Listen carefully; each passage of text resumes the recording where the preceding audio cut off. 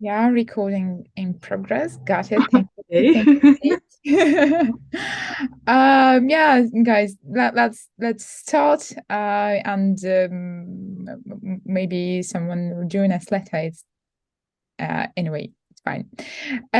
So let's start. I just will tell you about Chimera, about us very briefly. My name is Julia. I'm the communications in Chimera platform, and what it is. Chimera platform is a female-run virtual exhibition platform and art agency. We host online exhibition with our in collaboration with our partner ATXR. You can see it here in the screenshots on the screen. Um, and we also opened one exhibition last month. It was a cyber cave. You can visit it if you visit our website, camillaplatform.art. Yes, enjoy and explore our exhibition. And our next exhibition will open in the end of May. And we also invite you to join our vernissage or just explore exhibitions independently. Yeah, and at Chimera, we provide private commissions. We collaborate with artists and brands and organize residencies. So all of you were very welcome to our website. And if you have any questions, just don't hesitate to drop a message to our direct messages on Instagram, or just find our email in our contact section in our website. And we are always open for collaborations and for discussions and for communications. And yeah, we'll be glad to communicate in further. And now I'll give floor to Rita and the main person of today's webinar. Rita, please. Yeah, thank you so much. So I guess I will start with some brief introduction into my experience in 3D and my practice, and why I have chosen this instrument to be the main medium of my art practice as well. So yeah, and actually it all started when I started in university for the first time, and I also worked as an entrepreneur, and I was somehow frustrated as I constantly had a feeling that it's not really my thing. So I made some research into different creative spheres. For example, I thought about being a graphic designer or maybe a VFX artist. And as it was too hard for me to decide those times, I've chosen something in between, and it was motion design. And I started to educate myself through YouTube and other platforms, and even created some very small works for my portfolio. And I understood that I needed some discipline and a system of studies, and it was too challenging for me to organize it all by myself. So I decided to enroll into a 2 year design program back in Moscow, and straight after I finished it, I worked in a big art studio and then switched to freelance work and started my art practice, what I continued doing so far actually. And the other thing, and that during the last 2 years, I also discovered the field of creative education, and and was very much excited to do so. And so far, I work as a tutor on online platforms and as a private tutor. And for me, it's such an amazing process of communication and creative exchange. And so many cool people and very talented people come and are not afraid to try new things. And yeah, it inspires me a lot all the time. So that's why I'm doing it. And yeah, so I guess I will continue a bit about my art practice. And As a multimedia artist, my work is centered around exploring the mostly intersection of still and moving image and CGI and experimental video techniques and sculpture. I also work with sound sometimes, and I see my work in these mediums as a possibility to observe the complexities of the human experience, particularly when it comes to physicality. So I have very, very deep focus on the body and the processes inside and around it. And for me, body is like, I think, like an object of investigation. Yeah. And I'm interested in the way we understand and relate to our physical selves and the impact that our bodies have on our emotional and physical states and vice versa. And in some of my works, I try to erase the boundaries between the human, the organic, the virtual, and this new terrain of the blending of all of these fields is an object of investigation as well. And yeah, the ways in which we feel and communicate and perceive ourselves are constantly changing and formed by technology, and that's why I'm also very inspired by it. So why I believe that 3D is a really great instrument for artists.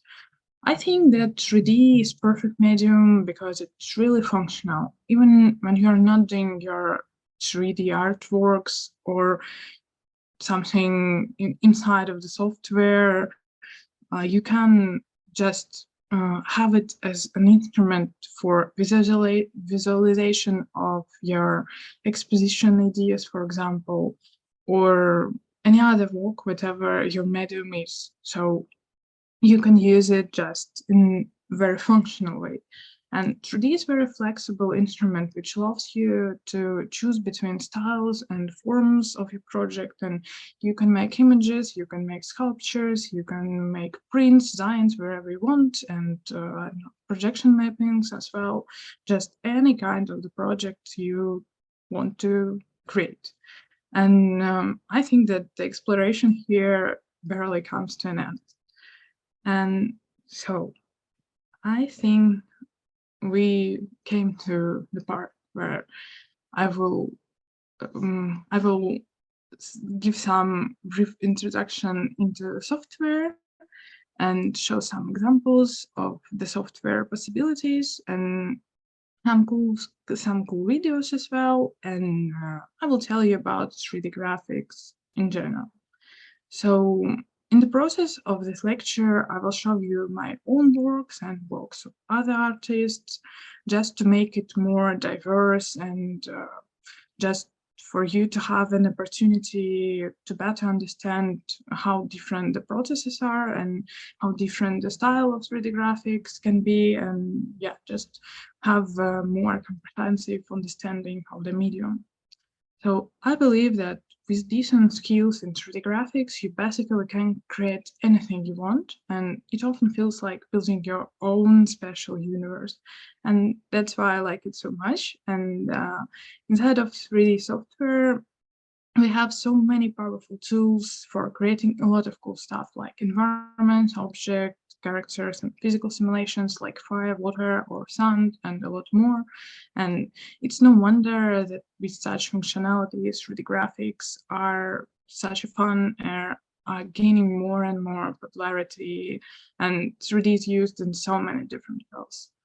And these fields are really very diverse. So it can be advertisement, product visualization, it can be gaming with all these complex immersive worlds, and it can be illustration, it can be VFX for film, because as there are really a lot of stuff which could not be created in any other way than in 3D, like, I don't know, like splash of mystical energy or creatures from another planets.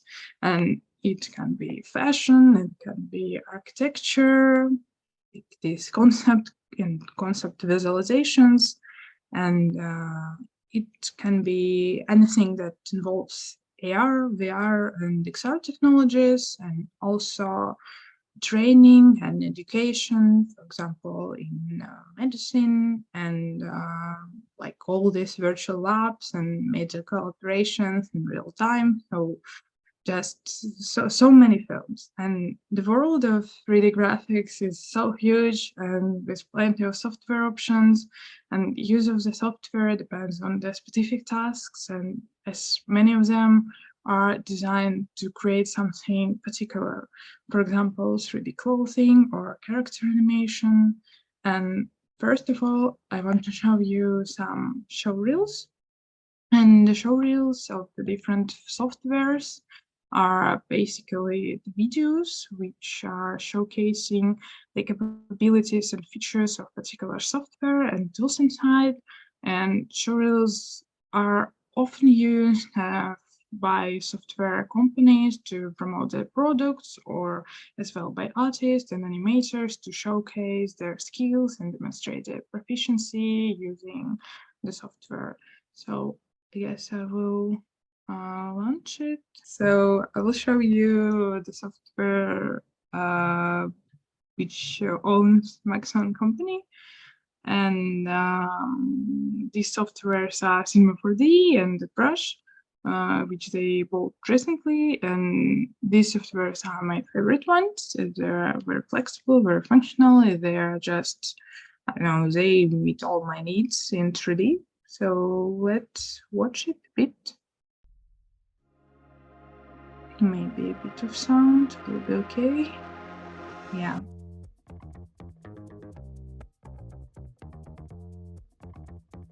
Yeah, so as you can see here, the style is very diverse, and there are very different animations, very different characters. Some of them are more 2D-like, some of them more photorealistic, some of them little photorealistic, very good work with textures, a lot of dynamic, and a lot of work with texturing and lighting, even when it's something abstract, like these animations, for example.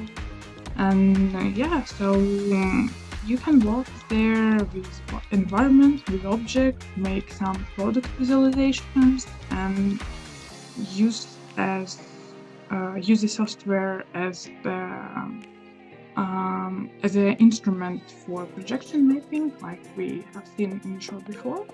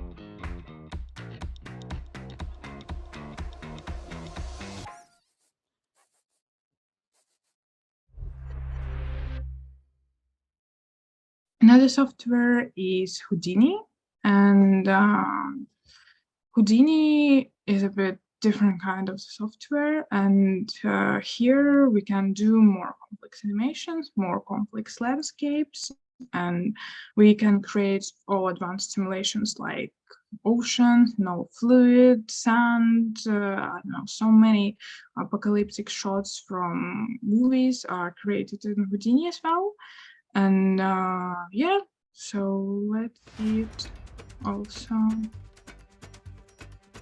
The cool thing about Houdini is that the software is procedural, so artists can create here a lot of stuff really, and everything can be changed at any moment of the creation.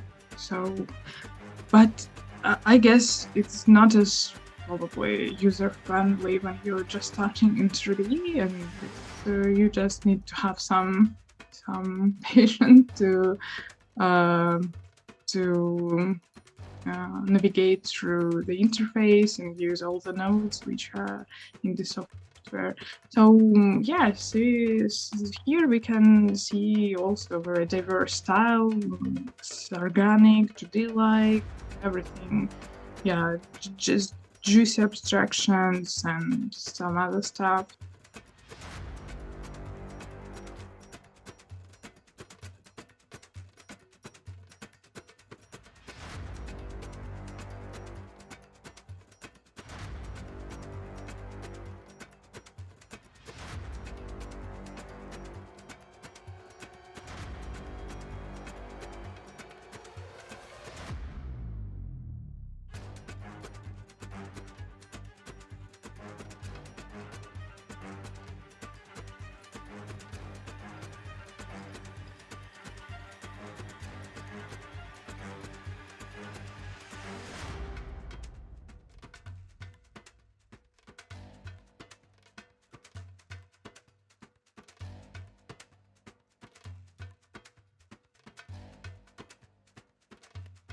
I would like to mention that the picture here is really, really good. It's really, really nice. It's juicy and vivid and very convincing and looks just perfect. And the point is that it can be very different. It can be surreal, glitchy, and very, very strange. And it all depends on your visual language. And yeah, so as we have this brief introduction into possibilities of 3D graphics, I think it's time to dive deeper into the practice of amazing artists who use this medium. And yeah, so how they do it. And I guess here we are going to explore how we can implement 3D in our art practice and make it our medium.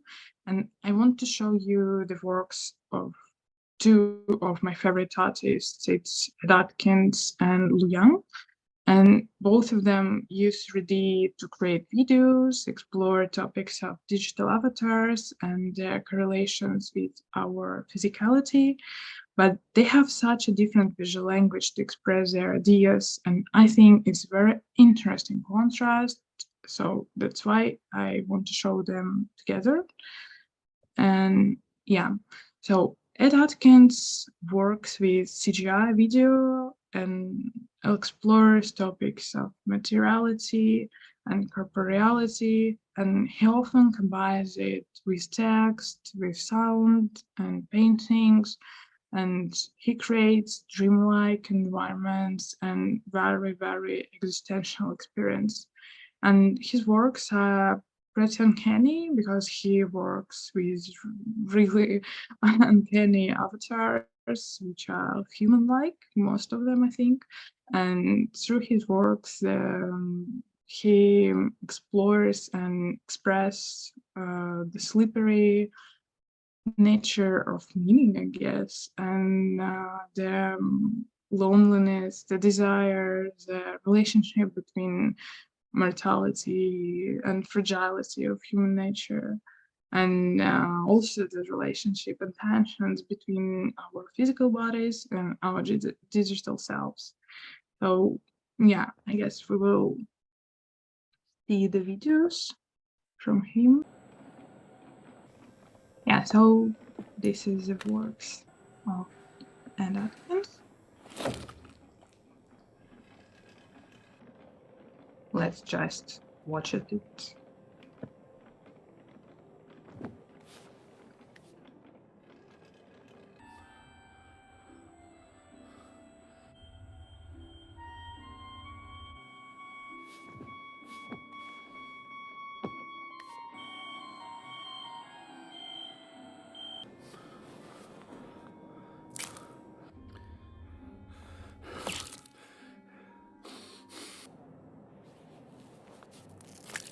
yeah, so you can see how surreal and how uncanny they are.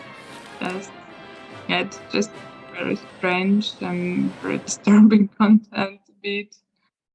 But I don't know, I think it's such a cool using of 3D as medium. And yeah, here you can see his artworks in space gallery or museum. Yeah, so here it is.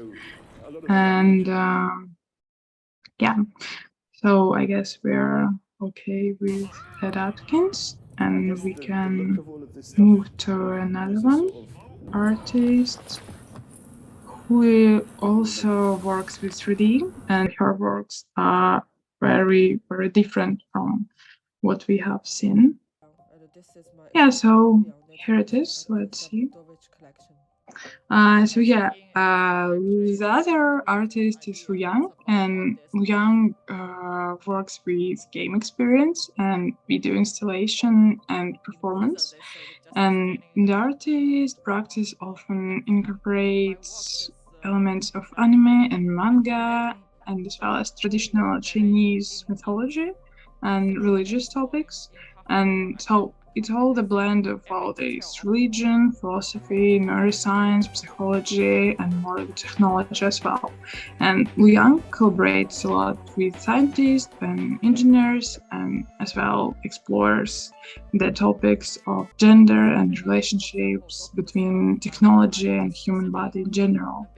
And you can see the worlds she creates are very darkly humorous, and maybe they have some techno psychedelic vibe, and they are pretty entertaining, but at the same time thought-provoking and sometimes grotesque. And the artist also uses a lot of different mediums like holograms and motion capture performances and virtual reality, and also do a lot and really a lot of software manipulation.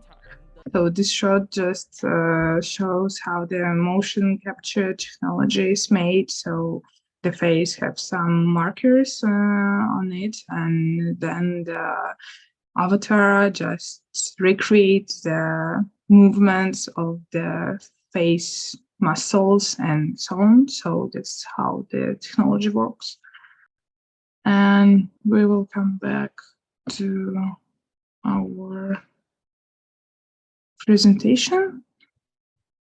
I want to say that there are a lot of ways how to use the software, how to use 3D in general, and how 3D can be an instrument of choice.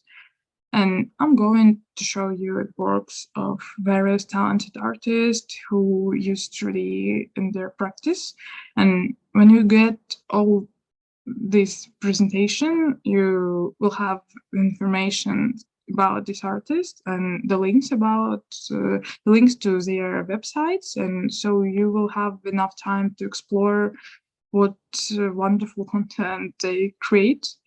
And yeah, so what 3D can do in the practice of an artist? It can be video art pieces, and as we've seen, which is the most popular form, I think. And I think video is just works just as we have filmed it in real life, because all 3D software has its own virtual cameras, and these digital cameras inside of the software just help us to look at our scenes. And these cameras have similar settings, and it also can be games, or probably any artwork which involves immersive experience and which involves interaction. And also the game playthrough can be used as video art piece, and it also can be expanded animation. For example, live performance with real-time 3D graphics projection, where graphics communicate with the body of the performer, or for example, works which are using more capture technology as a we've seen before. And it's when performer has special clothing or face markers, as we've seen. And this special clothing allows 3D software to capture these markers and create animation according to the movement of the performer. And we can use 3D scans, and basically if we are not in the mood of modeling something from scratch, we can just scan it, and the result will be very, very cool, because there are so much stuff to do with scans. It's very flexible instrument. It can be very through, very uncanny. It's a bit strange by its form itself. So yeah, scans are a really nice thing. And it also can be hybrid forms. It's an example where 3D is combined with other mediums, and including very traditional ones. And it's just can be used as well in the process of creation, like when there is a sculpture and the sculpture has a projection mapping on it, and maybe it can be when the artist used projection mapping as a guide to paint on a canvas, for example, or maybe 3D used at some stage of sculpture production where we just needed as a form or prototype for our future sculpture manipulations, for example, to create it in 3D, then to make the form of it, then fill it form with wax or something. So the way of using it can be really different. And also, it may be the whole work and the work's aesthetic, which is inspired by 3D graphic processes like maybe texturing or some glitchy things. So these artifacts also can be used as an instrument to expand traditional practices. And yeah, so which software to use and which program is designed for what? And there is a big question, and yeah, so we need to know how all these artists make these amazing things, and which software we can use to create something like this. And yeah, so I'll give some examples, and we'll look through the most popular softwares, which are industry standard and which are used among the wide variety of artists. So I will start with the softwares which are basically all at once, and they combine just every aspect of 3D, and it allows you to build almost any kind of project, just as we've seen in videos and in the beginning of our lecture. And Blender is very similar to Cinema 4D, but to my mind, Cinema is more intuitive and easy to use. And if you're a beginner, it probably will be more friendly software, but it's to my mind. So yeah, and so the important point here is that Blender is free and open source, and uh, it's unfortunately unlike cinema is, because cinema is a bit pricey, maybe. But all the software have its trial version, so you can try it for free just to understand if it suits you, or maybe you want to try a different one. So you have some flexibility here. Anyway, inside both of the softwares, there are some simulations, some animation, some modeling, and some sculpting, but the particularities of each instrument are a bit different. Maybe interface is different, some other processes are different, but they are pretty similar in general logic of how software is built. And the next software is Maya and 3ds Max. And Maya is mostly used for character rigging and animation, but it's actually capable to do a lot of other things like modeling and simulations, and Max is widely used for modeling hard surface objects, just as an example, as in screenshot here. And these objects can be spaceships, it can be furniture, it can be architecture visualization, just something like that. And it's a point that if you want something very particular and something more advanced, you can use some tools for customization of your processes that allows you to do what you want in more complex and more advanced and more layered way. Like, for example, this software are made for particular tasks, and like, for example, ZBrush, and I love ZBrush a lot. Just it's very cool software for sculpting high resolution 3D models, mostly organic ones, but there are a lot of monsters, some animals, humans, everything like this. Usually is creating here in the brush, and yeah, this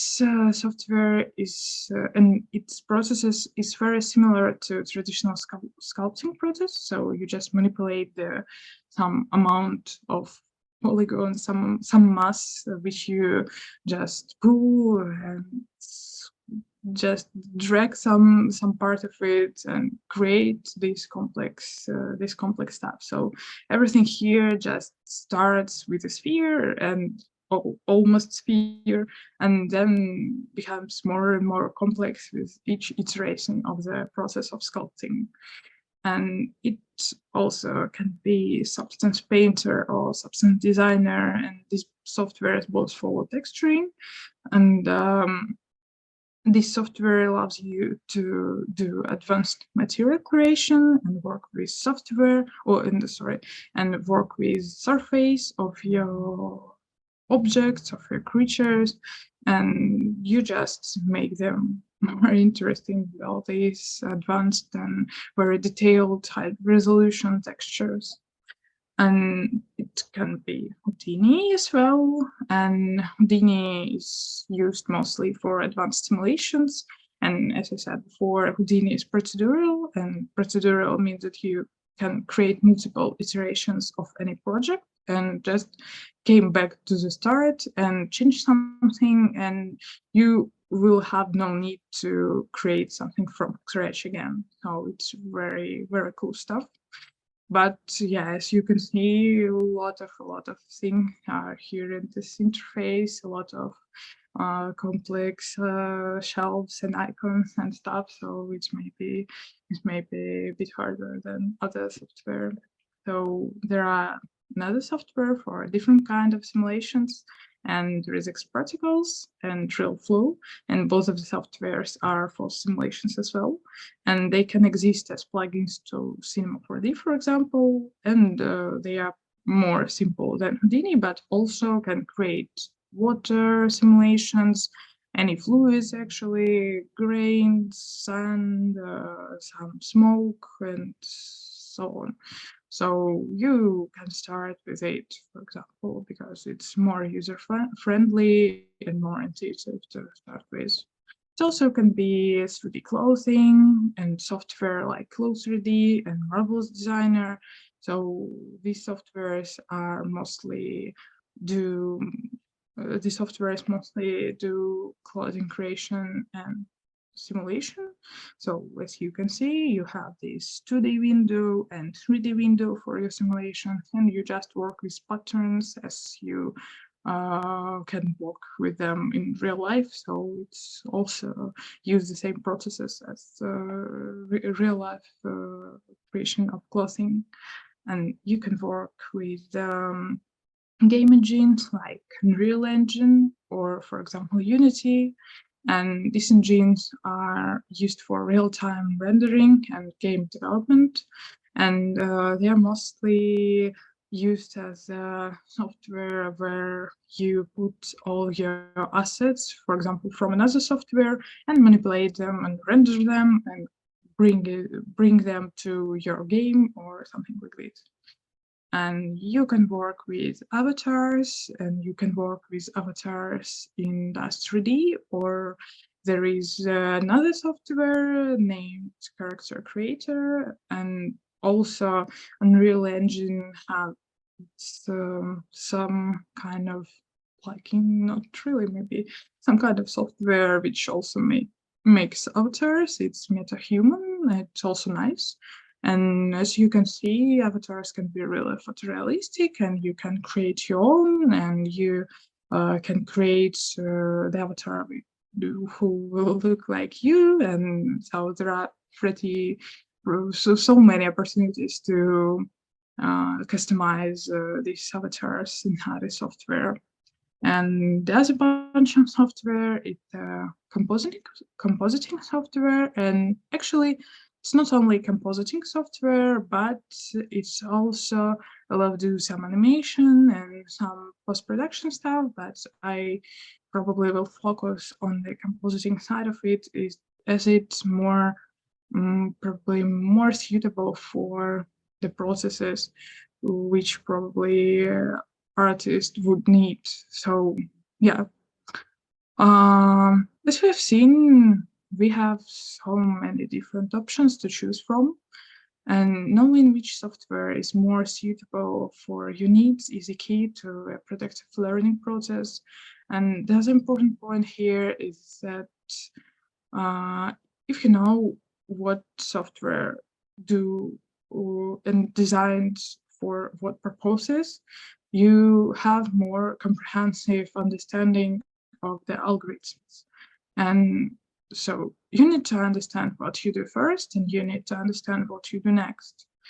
And yeah, this way we're approaching to the pipeline of 3D projects and basic 3D production logic. And yeah, let's dive in this 3D space. And yeah, we have this gray window. We have a lot of icons, a lot of shelves, and a lot of other stuff, and all this for us. And we have this space with access just maybe, yeah, just in the center just in the center of our window, and this is viewport, and it's like canvas in Photoshop or artboard in Illustrator. And yeah, and the point is that we work here in three dimensions at the same time, and we have a lot of settings around. And the most effective way to cope with the fear of this blank page, so to say, because it's also a blank page, so to say. And yeah, so for me, it's to start with something simple, just choose very, very simple form and just start to manipulate it just as you can. And yeah, for example, really many projects are started with sphere. And yeah, so as we can see here, for example, so it's almost sphere at the start, and um, the more manipulations we do with this form, the more complex these objects became. And yeah, almost all what we create here in this 3D space has its volume. And the main idea of 3D creation is manipulating simple things and consistently make them more complex and layered. And once we come to the certain point of complexity, we need to simplify, we need to fix maybe some unexpected artifacts and optimize everything what we have done. And yeah, so the balance between complex and simple is crucial. And we don't need to do anything from scratch every time. I think we can use really ready-made assets or scans, as I've said, for example, and we can simulate things for hours, but we also can fake them. And there is no single universal rule on how to work. And for example, this works, I used an avatar, this hand is from avatar, and there is a scan of some kind of vase, and there is a scan of some object just behind. And in the second work, I used and was hugely inspired by forms which neural networks are usually gives you when you generate some stuff. So I just use it as inspiration for this composition. It's pretty straightforward and it's pretty simple way of using it, but why not? I think it's really can work. So I think it's okay to start from this. And yeah, but we need to know how the most projects are built, and for example, how I built my projects. And I will remind you that it's not the one way of doing your work, but this way, which I will show you, is pretty common. And yeah, so that's the pipeline of the projects, and we will talk a bit about it. And yeah, so this is small project I made some times ago, and I just needed to create some simple, relatively simple forms for my sculptures. And so this is small research on the form of the sculpture. For some reason, I needed to combine the form of a flower with the form of a reproductive system of a human. And yeah, so for some reason I had to do it. And I will tell you about the pipeline of this work creation. And it's important that we are having this plan. We know what we do firstly and what we do next, because when we don't know what to do next, we just have a mess around. And the first stage of creation of any project for me is idea and conceptualization and research. And I just come up with an idea and do something. And probably it can also be like work task. And anyway, I conceptualize and shape it, but leave some room for future modifications. And if I have to do deep large scale project, I will do a proper research and a lot of Googling on specific topic. I can say that it is a really big research, but it's just very illustrative probably, because sometimes your research just can be endless. You just can explore all this interesting stuff, and yes, do it very and do it just a long time. So yeah, you need to stop sometimes. And the second stage here is collecting the references and sorry, collecting the references and building the mood board of your project. And I think it's a proper time to write scenario or storyboards if needed. And I usually collect references before the start. And references are basically the images from different sources, like here, just random, almost random images of flowers. I needed specific flowers, which had a specific reproduction process. So I just Googled it and it just images from Google. And yeah, the mood board can show what the mood of the project, what the style of the project, and sometimes textures or specific details, if it's important, because it may be important. And this time I follow my intuition and follow my imagination of how it can look like, and as well as take into account all that is technically required, because I need to know how to build my routine here, because it's the first step, and I need to understand how we can transfer yourself to a different step.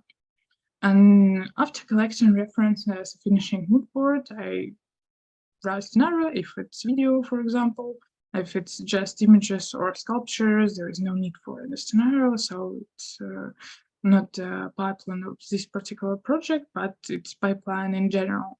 And yeah, all this help to shape the plot, the logic, and dynamic of the project, and as well as timing. So that's why it's crucial to do so.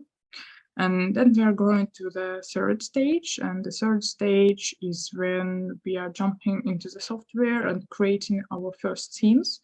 And I start with some basic composition structure and then continuously make my objects more complex and my landscapes more complex and characters as well.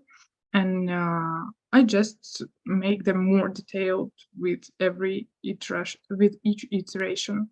And at this stage, I also draft rendering. I also make some draft rendering and editing of this material which I rendered, and because I just want to be sure that everything fits together, and I can do it several times, as you never know how everything could go. And after this, we are going to the fourth stage, and the fourth stage is camera, animation, texturing, lighting, and just finalization of our scene and rendering, final rendering, I mean.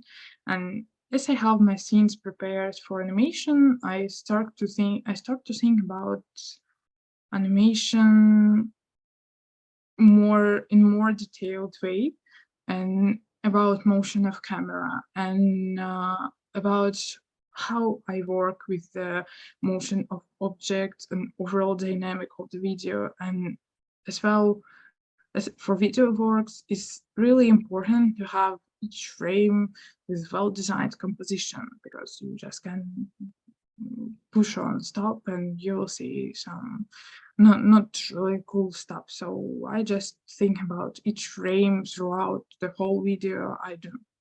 And I can move objects depending on camera movement or vice versa. And next I do more detailed texturing and lighting. And yeah, therefore I just moving to render, and it's final render. And after the render, I can compose what we have. We don't usually render the whole thing. We separate our material, and the separation is the process of rendering different image sequences, like the separation our material to layers. And then we manipulate layers to have more flexibility and to just to do some compositing, do some color correction, and other post-production. And I do it in After Effects. And if I need it later, after I finished all this, I just switch to a different software to work with audio or etc. And yeah, now on the next project, so it's basically final rendering and prototypes of these sculptures. And yeah, so I will show you as well the project by artist Connor Bashoon. And as this artist works with characters, and it's the most, probably, I think it's most illustrative example to show you the pipeline. So we can see here, we also have a mood board, we have some draft sketches, we have some references, and all of it just create the overall vibe of the character that the artist will create later.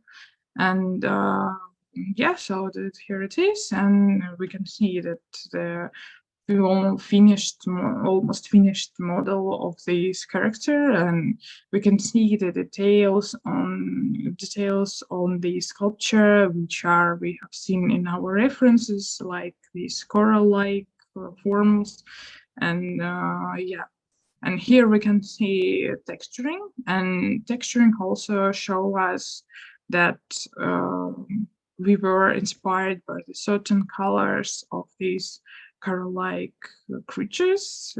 And yeah, so artists used it here, and we can see how mood board just transfer referred to the whole model, textured model, very cool actually, model. So yeah, this is the final result. It's a video where this character dances very nicely, and we can see how this process just works, because yeah, it's almost all the same stuff, but with some different nuances depending on a certain artist's practice. So I think that here we have covered the main algorithm for almost all my projects, and it seems to be working well. And I believe that it's crucial to stick to a plan and understand what and why to do next, and as well as be flexible and build your own working routine, which suits you the best. And I'm just sharing mine and sharing the routine of other artists. And so what we have now, we know what softwares exist and which one to learn first. We know an algorithm for creation of our wonderful projects and what's next. And here I'm happy to share some general tips on how to start and how to learn on your own. And I believe that it's essential to ask yourself why you want to try 3D and what field of it could possibly suit you. And the processes inside of the different softwares are different. And when you work with character animations or physical simulations, um, it's just different. And to answer these questions, you can just listen to your inner voice and determine what aspects of 3D graphics excite you the most. And it can attract you visually, or depending on what content you need to create for a particular project. You also can explore workflows of different artists and communicate with them and ask for advice. And as you gain a rough understanding of what you want and need, I recommend to dive into the software of choice. And it would be especially helpful to spend some time on official websites or YouTube channels. And all the softwares have official websites and YouTube channels, and there are countless free video tutorials, tips and tricks video, and the other just a lot of other info available for free for learning 3D graphics. And it can be sorted out by topic, which is the best, but it happens to be when everything is presented very randomly, and you just should navigate through all it.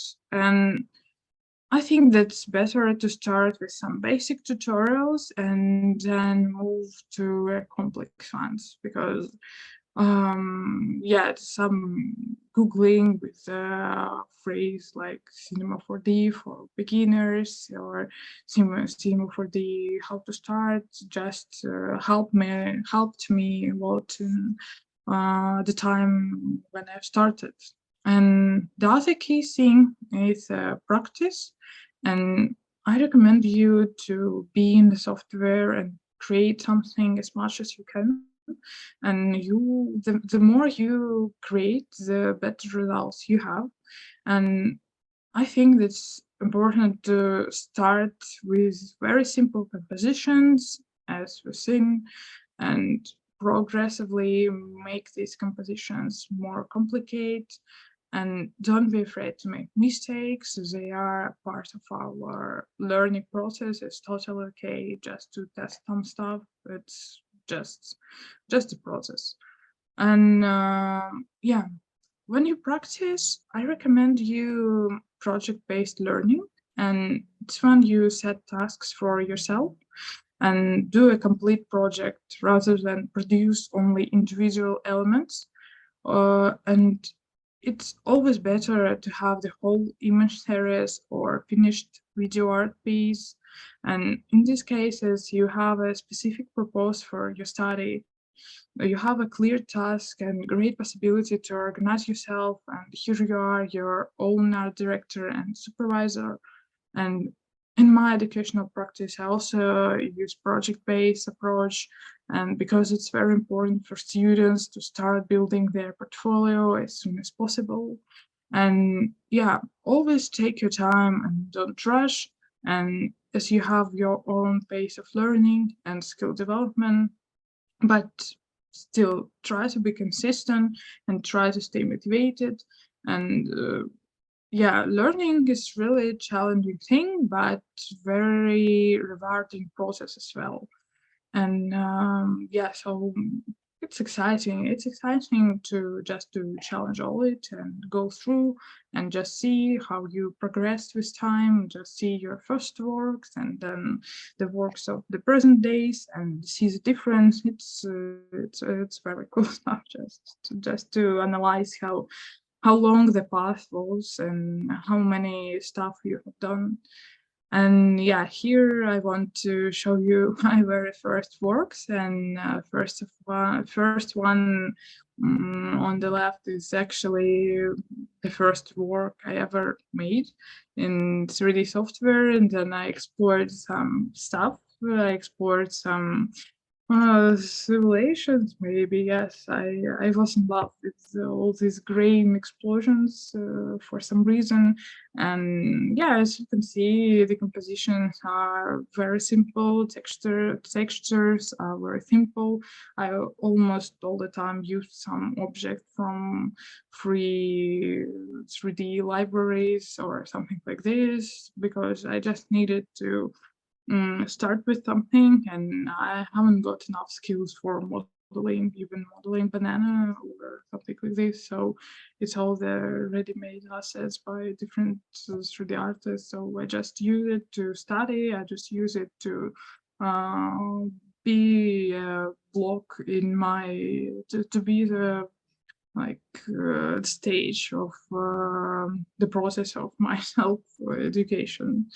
And yeah, so here we have a list of these free resources to start your self-education with. And um, yeah, I think I watched many of them. I think I watched all of them, but some of them became different this time. But it was years ago when I watched all of it. I still continue to watch because when you do 3D, you just need to educate yourself every year because something happens with software, something it updates, and yeah, so you just need to come back to all these tutorials, and it's completely okay to watch these tutorials throughout the whole career you have, I think, because you just can find something new, something very exciting. And yeah, so I will stress here once again that all the software have educational page on official websites, and probably they will have a YouTube channel with free tutorials, so you just can Google the software you need and then jump into the site or the YouTube channel and just go through these tutorials. And yeah, so I think it's time to talk a bit about advantages and disadvantages of being 3D artist. And for me, main advantages are that you can create great works, you can build just your universes, and the software is very user friendly. And some of it is free, and there are a lot of free video tutorials, and you literally can create anything you want. And the only limit here is your skill set, which is definitely can be developed.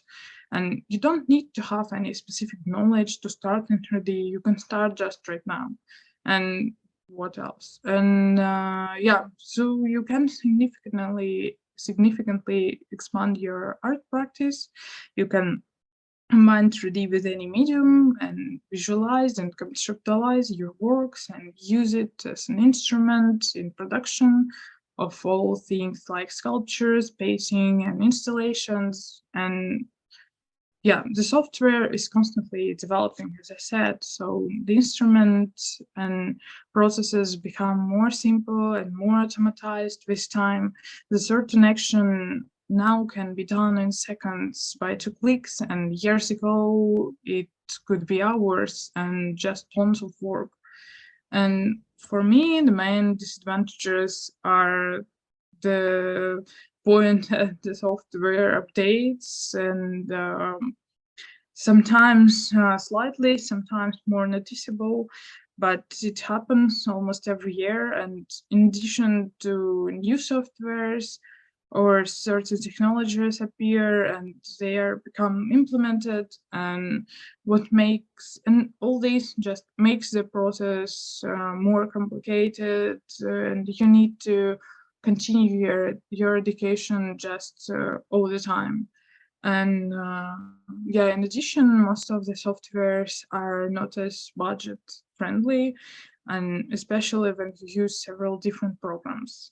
And the point here is that you will need suitable workstation and some research into hardware. And the more computer is up to date, the easier the process of creation will be. And that means that you need the hardware with decent RAM, GPU, and etc. And this can be really resource intensive and also not as budget friendly.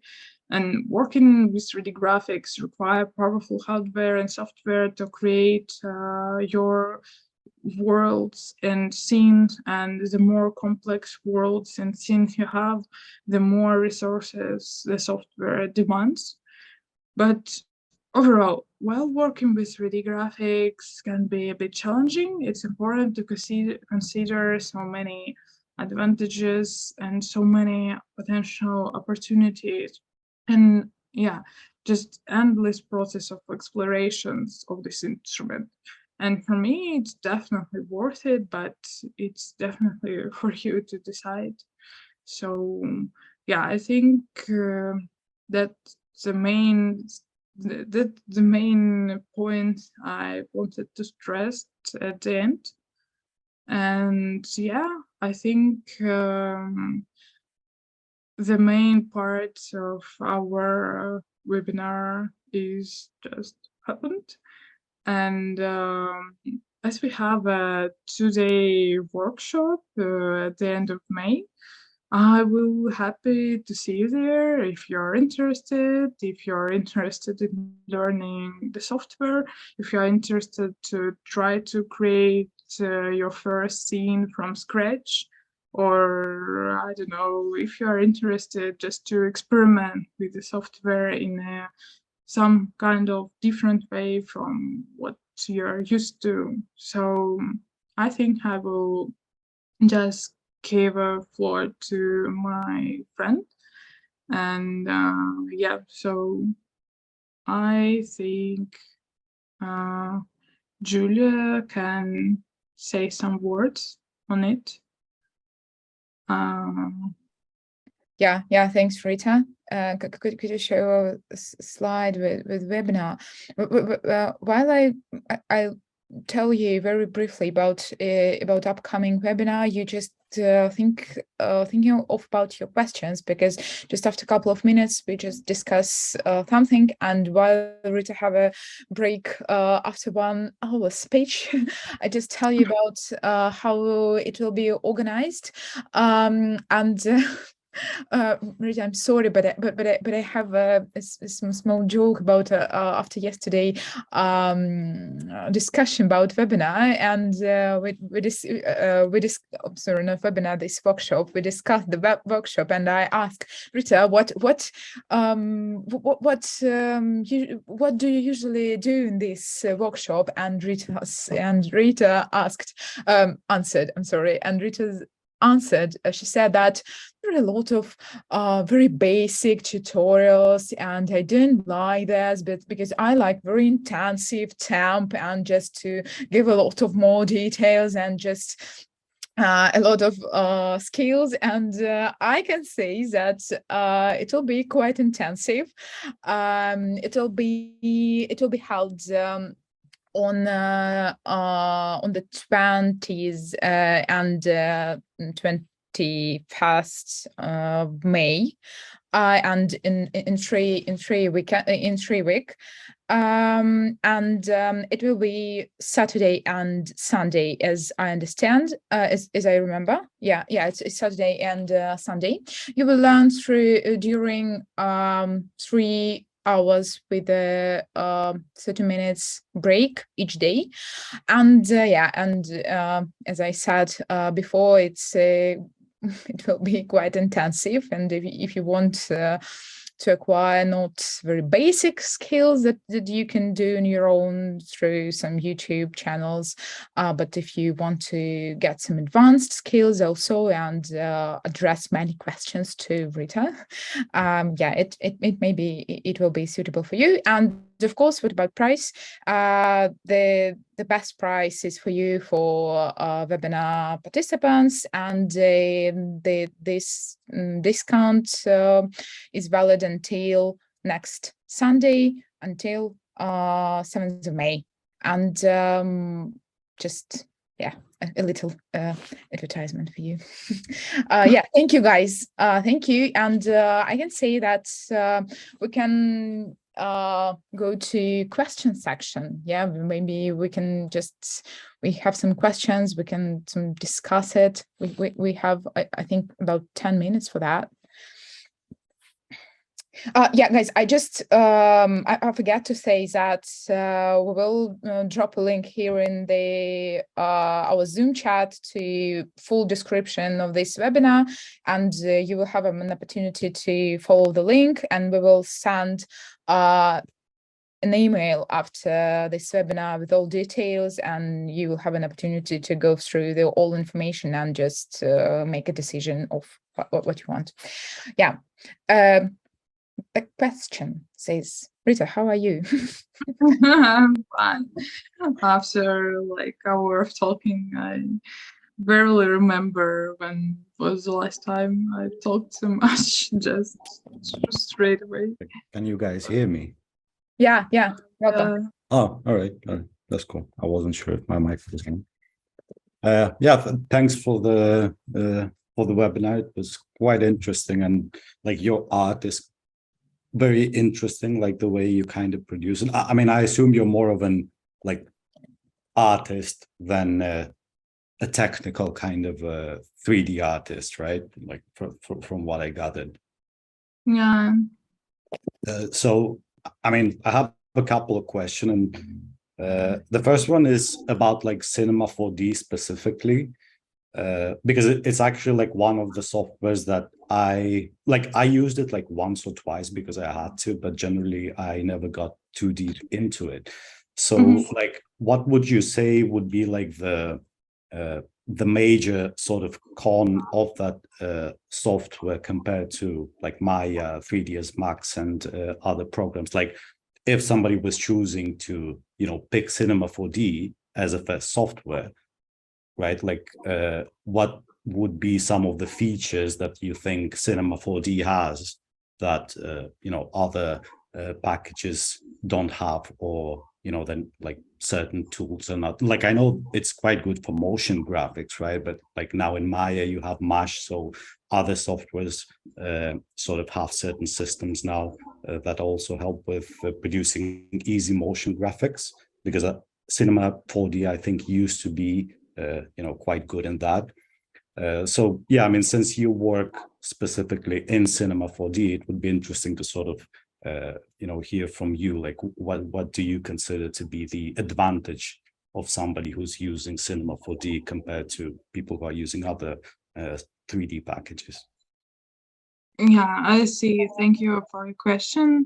And actually, I think that the most cool thing about Cinema 4D is that it is really intuitive. It's very simple to use. So you just have all these shelves, and these shelves are just in front of you, and all of these instruments are just with these icons, you just can pick them and try something, and they try something else. And they also have a good stuff with volume modeling and with just average modeling, and they have nice simulations. And I use cinema because I actually started to learn cinema, and it's not as I would say it's not as simple just to switch to another software if you feel comfortable in that particular one. But I understand that other software is developing as well. But for me, cinema, it's like a very flexible instrument where I can import all the stuff from other softwares. And I usually import there some stuff from Houdini or from ZBrush, and I use some plugins here. And yeah, so for me, it's just the software where I can compile all the stuff from other software and do a lot of stuff inside of it. So for me, it just really functional and really flexible and really intuitive and very simple to begin with. So I think that that's the main point. I will not say that's the best one or the perfect one for everything. It's just I don't know, it just works, and it just and it just helps to organize all the processes for motion design, for video art, for everything. So you just don't need to switch a lot, but you also can import all your assets from whatever you want. So yeah, for me, something like this. Okay. No, I mean, I just heard that before, that like for beginners, especially for people coming from like graphic design and traditional art, Cinema 4D is very comfortable. Right? Yeah. Because like usually you get, I think, like two types of 3D artists. There are certain people that come from like more of an artistic background, like sculptors, painters, right? And then they kind of learn 3D from that. But then you have sort of the other side of the spectrum where you have people who are technical artists, right? Like maybe Yeah. IT people that sort of learn 3D programs and the artistic side of 3D later on. Because I was more of that type of a person, right? So I came from a technical background into the art. So like the artistic stuff was the difficult part for me. So I had to learn that. And like that's kind of related to like my next question. I mean, since you know, I mean, do you do like commercial work for? Yes, I do, but I try to focus more on art practice. But obviously, I need to do some commercial work because art practice, especially when you do video art, is a bit challenging thing. So you need to Yeah. just. So basically, you can sort of make a living as an artist as well, right? But you don't need to sort of work in the industry. And yeah, but my next question is about AI. I mean, obviously, it's a very popular thing nowadays. Yeah. And like, how do you think that it will affect people in our industry, right? Like in the 3D industry? Like, do you think certain roles and the need for 3D artists in you know, many of the fields that we work in will sort of you know, the demand will lessen on the 3D artists you know, in the industry because AI is there now? Or do you think it's just a sort of a, you know, very a temporary trend that will kind of go away? Yeah, that's really good question because I wanted to include this topic in my presentation, but I thought it would be too much. So it's cool that we can talk about it right now. And yeah, so I think that AI can simplify a lot of processes inside of 3D software. It does it already, and for example, a lot of technical work, like the processes, it's not really maybe about 3D right now, but some stuff like keying and rotoscoping and other stuff, they are very technical, and this routine just can be very, very simple when AI helps you with it. So I believe that AI will help to simplify the processes which are more technical, but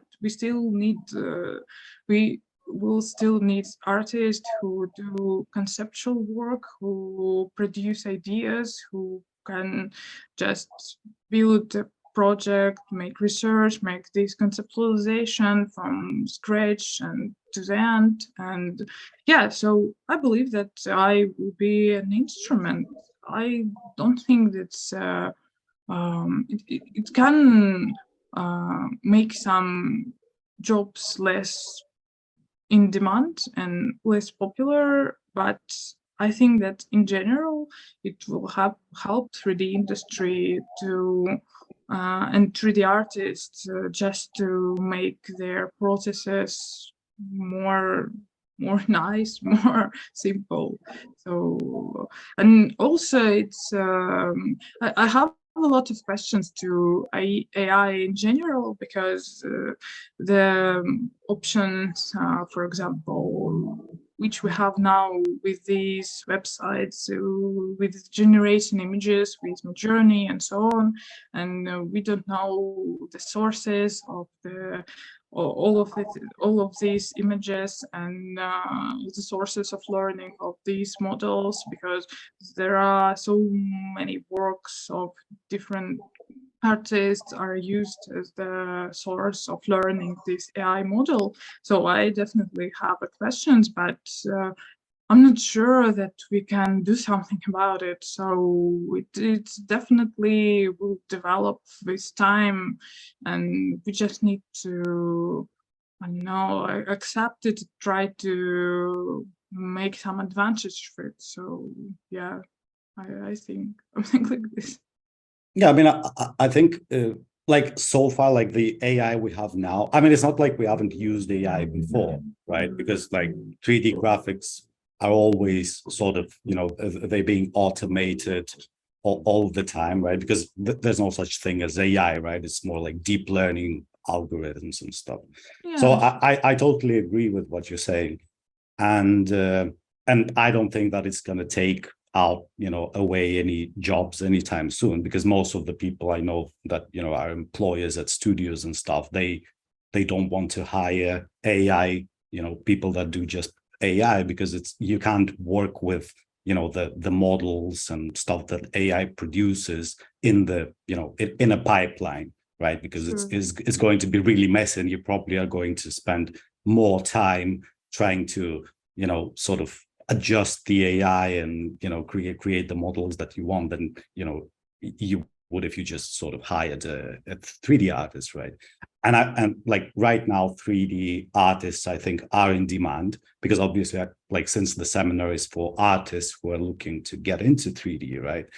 It's an important skill, I think, right? And but like my next question is actually like it's kind of related to that. Like, do you think if somebody is an artist, right, like so traditional art, like a concept artist, maybe digital art, right, like Photoshop kind of creator type of people, and if do you think it's worth for that person to sort of spend time on learning to do 3D work, right? Because obviously it's a very time consuming process, right? And if you want to get into the industry, it's not just sort of sculpting and painting. You need to learn a lot of different things in order to be able to work efficiently, produce the right models, and so on. So do you think it's better for like somebody who's a concept artist, for example, right, to focus on getting better at concept art? If we're like now we're talking more about like industry work, like if somebody wanted to sort of pursue a career in that, right? And so do you think it would be better for that artist to sort of focus on his art, right, like doing concept art or whatever, because it probably will get him a job quicker, since he already or she has that talent and has that skill set? Or do you think that 3D will sort of become an like a sort of indispensable to like every artist will know kind of 3D, and it's an important tool that every artist should focus on now, because without it, maybe like in 5-10 years, you wouldn't be able to get a job like anywhere, because everyone will be asking for 3D skills along with your 2D skills as well. Like, I'm not sure if I'm putting the question correctly, but I think you like kind of understand what I mean. Yeah, I think I get it. And it's also a very cool question, because I think that it depends on the artist and the practice of the artist. For example, if we talk about some traditional artists who do painting and sculpture stuff, I believe that it would be interesting for them at least to experiment, at least to try. I'm not talking about spending like hours and days in the software just without sleep and just working.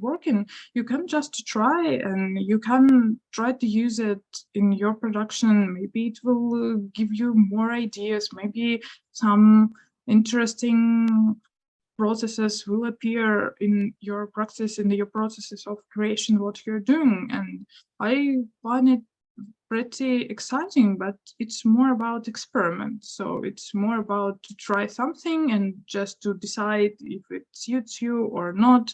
But if we're talking about artists in the industry, like about concept artists, I mean in the production of I don't know, games or something, or movies or something. So I think it's more crucial there, because 3D software just makes the workflow of concept artists who, like draw by hand some concept for anything. So I believe that 3D software just makes the process of these conceptualizations more simple and more illustrative, probably. So you just can better express what you want to do. And as you said, I actually very agree with you about AI, and that AI just hasn't got enough instruments to create, for example, animations rather than glitchy animations. And I can produce a cool shot, so you need artists here. So, and that's why I think that concept artists and other artists in the industry, probably they will need 3D just as an instrument to simplify their processes and their workflow. And as we're talking about artists who are more traditional, I will not advise just to dive in it without a thought. It's definitely more about experiment and about trying. So yeah, thanks.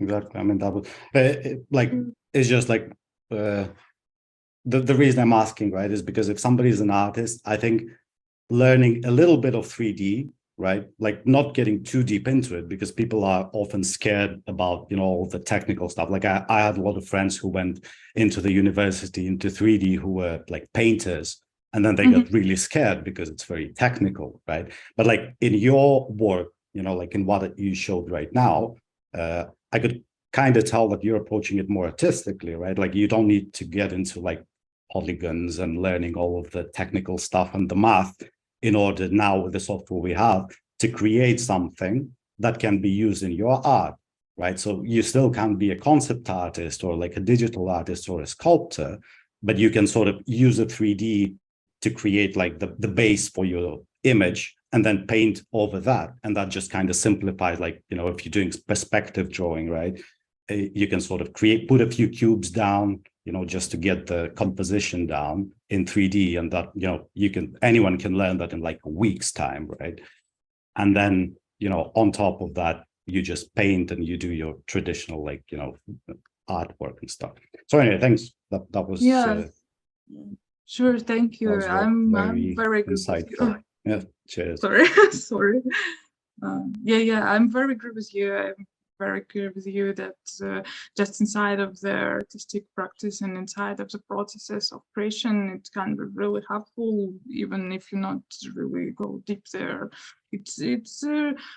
I want to mention that it's really possible to create something which is not as complex, something I know a lot of 3D artists who works with very simple forms, and you just can build career with very simple stuff. You just can do it consistently in your own style, and yeah, so you just can build very good portfolio with very simple stuff, like I don't know, with the scanning from mobile phone and some random manipulation inside of 3D software, or maybe I don't know, you just can experiment with any form. It's the point I like in art. I mean, in not in commercial work, but in art, it's that you can create so glitchy, so surreal, so strange stuff. You don't need to do it technically perfect. So I think it's a point why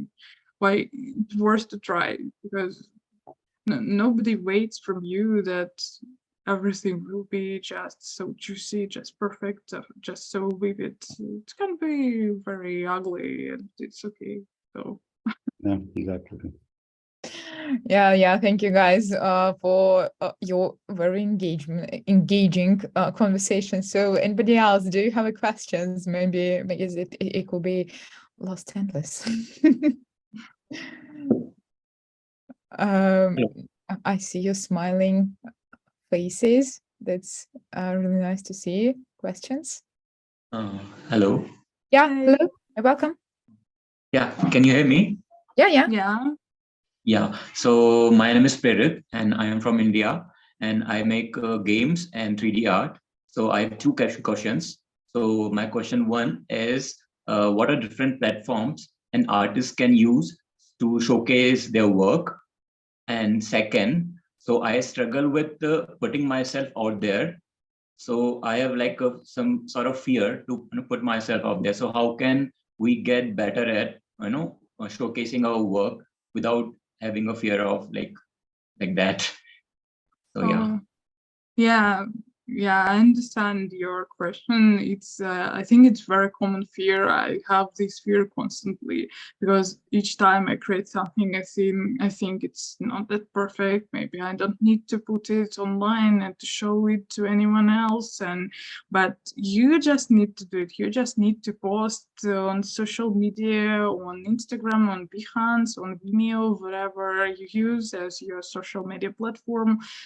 You just need to show your work, because it's a step. It's a certain step which you need to which you need to just take this step and then take another step, and you just need to be consistent and have one work and then another and then more and more works. And when you create, like, I don't know, hundreds or thousands of works, you just can come back and see when you start, and just understand that this was very different from what you are creating now. So this is a certain stage of creation that need to happen, because if you're not doing something and not showing something, you just can store all your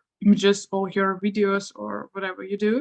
You just can store it on your computer, and nobody knows that you're doing very cool stuff, because you really can do very cool stuff and just don't know about, because you have some fears in it. So it's totally okay to fear, but I just recommend to just not to think as much about of what people on social media will do with it. There are so much content there, and there are so much stuff which is so diverse. So it's definitely, there is a place for any kind of work. So I think it's also a process of learning. So you learn just on your own mistakes. If you don't do work, you don't do this mistake, and only when you do a mistake, you can go and then do a better work without this mistake. So you just need all these mistakes, you just need to do all this stuff,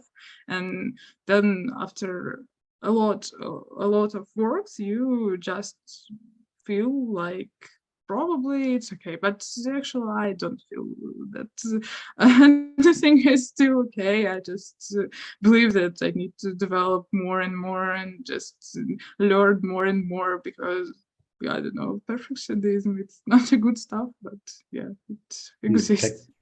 Can I also add something? Sure. Yeah, All sure. right. Yeah. Yeah.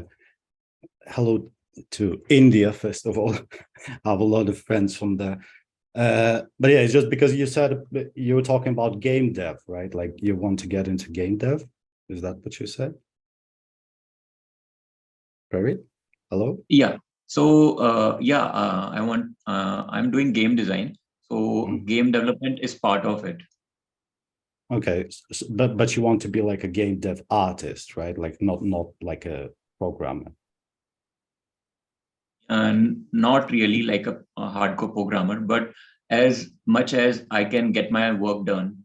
Okay. So, yeah. Well, when it comes to your art, right? Like it's because the game dev industry is sort of very specific in what they want, right? So like if I were you, like the first thing I would do is sort of pick a specific sort of, you know, specialization in the field, right? Because as a 3D generalist, it's sort of it's much harder to get a job right now, right? Because most people are looking for somebody, you know, to put into a specific position, right? So you have to sort of pick a niche. Like if you want to do like character design, you want to be like a rigger, or you want to be an animator, maybe you want to be an environment artist, right? Like maybe you want to be an effects artist, right?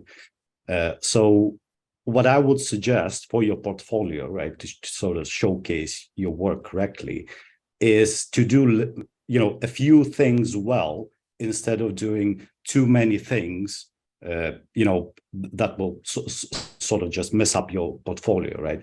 So like practice, right? Like do a lot of work for your practice, but when it comes to sort of sending out your portfolio and, you know, your CV to a potential employer, you know, just pick the best of your works, right? Like in your free time, just do a really nice asset. Like it doesn't have to be complex, right? Like you don't have to go for like, don't go for like weird creatures and robots and stuff like that. Like, you know, do like a normal type of a character, like a humanoid, learn anatomy so that they can sort of see that you have these skills, right? Because you obviously need to have these artistic skills.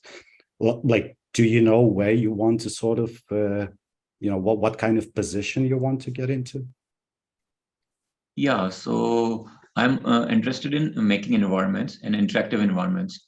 Okay, So yeah. So yeah, just basically like, you know, just quickly do a few good assets, right? Like I know it can be little objects, but make the textures well, show the textures, show your UVs, you know, stuff like that.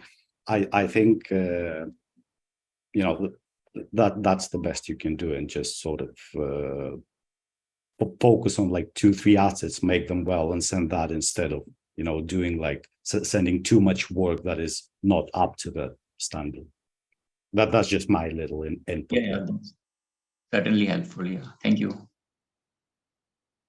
Yeah, thank you guys. More questions if you have. I just have a couple of words. Hi to everybody. My name is Nata. I'm so wonderful and so nice to see all the people from all their parts of the world. And I would like to say hello from California. And I would like to say thanks to Rita and to Chimera for organizing this. It was really worth to wake up at 4 a.m. Sorry for the time difference. I would like to say that, Rita, thank you. You inspired me to try for Cinema 4D, because I'm not you're a 3D artist. I'm a sculptor, and I'm dealing with materials, with physical materials, and I tried to learn Blender, and I used it as a utility to calculate the volume for my real sculpture, and it was really helpful because I can play with the thickness of walls, the thickness of the size of the elements, and to change the volume of the concrete I would need to the sculpture.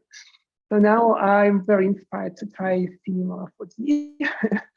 It's more easier than Blender, because Blender is not easier to the stage of learning. I see, yeah. So thank you for this webinar. Oh God, yes. Well, it's so great to hear that I inspired you to try it. I hope that the information from the presentation will help, or I don't know, actually you could just contact me, or I can give some advice or any help if you just decided to learn on your own, but I will be happy to help anyway. But it's really cool software to try, I think. And yeah, probably it can happen. So you'll just dive in and continue to learn and continue to explore, and will just open for yourself so many interesting stuff. So yeah, I hope it will Thank you so happen. much. Thank you. Yeah, thank you guys. I have it's a very personal question about your artistic practice. Maybe you can share what do you dream of, what you want to do in 3D, maybe some place where you want to exhibit your works. I don't know, maybe some. Can't say about a specific place probably, but I tried to experiment as much as I can, and now I'm working on the processes of combining drawing by hand and 3D graphics. So I just use 3D as projection to a canvas or paper on which I just draw something, and I just use it as an intuitive guide to make my drawings more strange, probably, or I don't know. I actually project on my canvas or paper just my own work, so it's like a very hybrid, but the process is still nice, so I like it technically, and yeah, it feels like trying something different, and it's look interesting as well. And also I started to explore the field of oil painting, so I'm all in it, and I'm more about experimenting now, because I want to try this formula on something, maybe on how to create something different, something new in this combination of 3D and other mediums. And yeah, so the painting and drawing, it's the main field for me now, but I also have some experiments with filming on the film camera. It was 16mm camera, and I also combined these footages from this film camera and 3D animations which I've made, and also there were some 3D scans.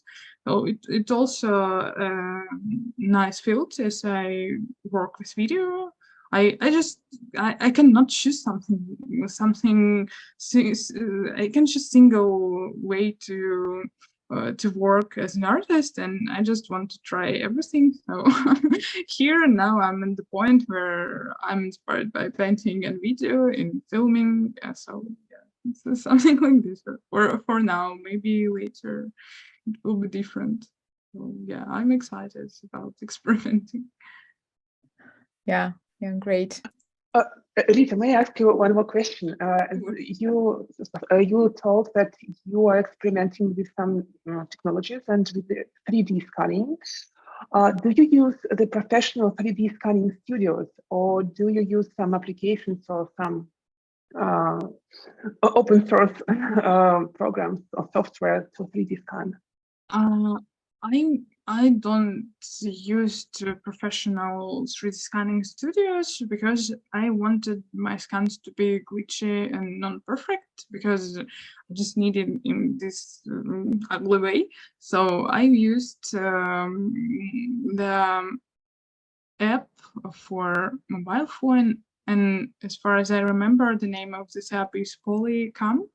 And it works perfectly for these purposes of making some glitchy stuff.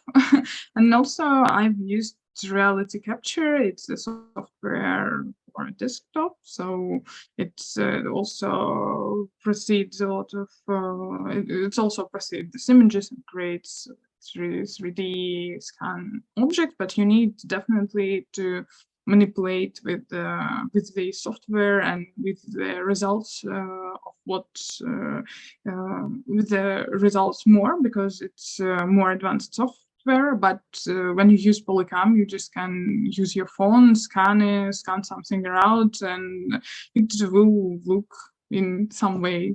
I haven't used these scans from Polycam in the commercial work, because we made video art for another artist, and this was a very surreal, glitchy story, and it was about Kalmyk mythology and some rare Kalmyk singing styles. And this was a video art how the main character is a Kalmyk female who exploring different spaces and times and just traveling all around. And in one of the locations of this video art, I've used 3D scans of the barks, I think, because we visited the salty lake, and on this salty lake, and it's a special salty lake for Kalmyk culture, and a special lake for the conception of this video. So we just scanned these barks all in salt. And I used the scans in this video, and they were just very glitchy and ugly, but it was okay for this video. So yeah, Polycam is a thing. Is Polycam, is that like a photogrammetry? So like it has the software where it makes the object itself, or yeah, you can just scan the location, or you can scan your object when you're turning around. So I'm not sure about the algorithms, how it's all used, because I'm not really into the technical aspects of scanning, but yeah, it just can scan your location when you just drag your phone around, or you can scan object. And I tried both, and I like the I think this object more, but it's not detailed scan. It's really glitchy. So okay, it is not the way to use it like for realistic projects. But if you want glitchy stuff, there it is. Yeah, for 3D scans, by the way, you could, like, now you have these handheld scanners, and they're quite cheap as well. Like if you don't want to just use photogrammetry, and you can just sort of take it with you wherever. And you know, it uses sensors and lasers in order to scan them, so you can get them, I think they're like maybe 100, like 200 quid. So now it's quite affordable to get a proper like 3D scanner that you can carry around and scan things as well. I just had another question as well. Thank you for the webinar. It's been really insightful as well. My background is kind of from an art background, so kind of similar, but yeah, my question would be like creating like the beginning process, like how you would kind of protect your art, like, because I've seen like some machine learning or like AI programs are like, especially in Adobe, are kind of using your work. So like, how would you protect that? Or I know you can NFT, but like, I was just wondering, do you like, or any like communities as well of like help with the process as well? Because you have like so many YouTube channels, but it's like it's nice having like a community as well.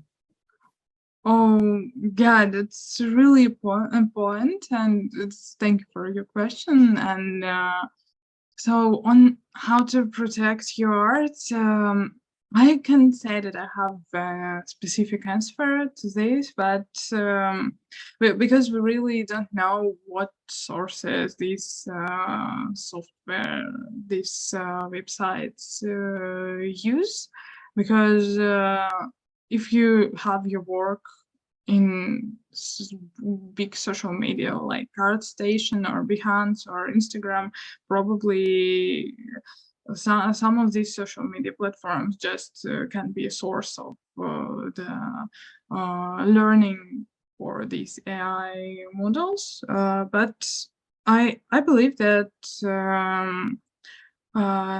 I believe that we have some risks, but it's still important to be visible, and it's important to just I don't know, just to have your works on this social media for people to see. So yeah, there are risks, but I don't know an algorithm to cope with these risks, because this software is not as they are not as open about their sources. They are not as open about the libraries of images which they and where they just get it. So I think that we just need to wait some time. Maybe some technology will appear and help us to protect our work with yes, I think we need to wait, just wait. And yeah, and Definitely don't post anything on Pinterest, because apparently most of the AI engines get their references and like they learn from Pinterest. So, it's just something I read. Yeah, but it's a point. It's really a point, but it's also there is stuff that some other people just can put your work on Pinterest, so you just can do nothing with it, because people are just saving stuff there, and if you have popular, for example, popular accounts on Insta, they just can save your work there, and it will be, I don't know, used for something you don't know. And I think that like there's no much point really obsessing right now about like copyrights and stuff like that, because anyone can copy your work, like even without the AI, right? I mean, somebody can take your image, just change a few things, and you probably won't win a lawsuit against that. So I think like many people obsess too much about that. So I think, it's better to just post your stuff freely out there. Don't be scared, because, for those people that it matters, they will know that it's, your work, and you can prove that. And yeah, so, I don't think there's need to be like paranoid about that, because there's no way to, especially with digital art, you can't protect it. Like it's just impossible, because, like somebody takes your image, swaps a face, and try and prove that that's your work. So it doesn't work, and it's not worth the investment, to sort of try and protect your work in any official, legal, formal way. Yeah, I agree with this a lot, and I decided just to put all my stuff in open sources and live with it. So I don't really think too much about it, but yeah, I really believe that it would be a good idea to have some mechanism or some software which will say if it's original work or not, or something like this, maybe in the future. Or I don't know, maybe it's not that good idea, but anyway, I think we will see what happens with all this. But until this time, yeah, as for me, I really have my work in open sources, because I think that when I don't know, I think it's impossible. It's impossible to build your career just on making some fake things and just copy other works. I don't think it's a way. I think that the person who do so just will reach the point when everything will be obvious for others, and so it's not the way. It's definitely not the way. Yeah. But you could, because you mentioned NFTs, you could use NFTs. I mean, NFTs are the only thing right now that kind of works as a barrier of protection. Again, it doesn't mean that nobody will steal your work, but at least you can always sort of prove that it's your piece of work. So that's your best bet right now. Yeah, I agree with this as well. But I also have some friends who just, some people just steal their works and put on different platforms and just put these works as NFT. And sometimes, it took some time just to platform to react on this, and yeah, something can happen in those time as well. So it's a better way than do nothing, probably, to store and to have your works as NFTs. But I think yeah, it's not relief from all. So yeah. Yeah, thank you guys for your questions and for this conversation. I'm afraid I can't keep you more there because we just spent almost 2 hours talking.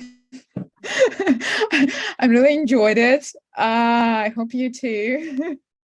And I'd like to remind you that after our webinar, you'll receive a link for recording and a PDF, and you click all the resources that Rita selected for you, and maybe also explore a bit more about 3D. So I will be happy to see you in our next events, educational or exhibitions, or anyway. We're open for collaborations, for communication. If you have a question that's come to your mind after this webinar, you can ask Rita on Instagram or us also on Instagram or by email. Just choose. And thank you, guys. It was really nice to see you. It's really small, fruitful conversation. I just really I'm very excited. I want to say some words also just in the end. So yeah, I'm really thankful for you here, and I hope that the materials will helpful for you as well.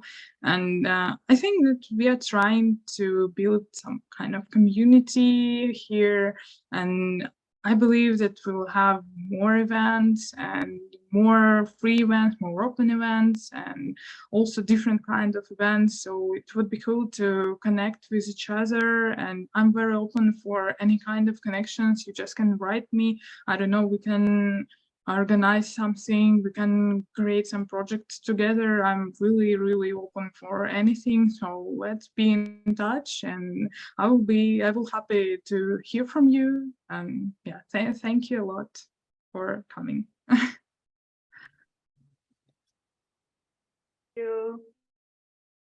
Thank you so much. Thank you. It's very interesting. Thank you. Have a nice day, evening, whatever.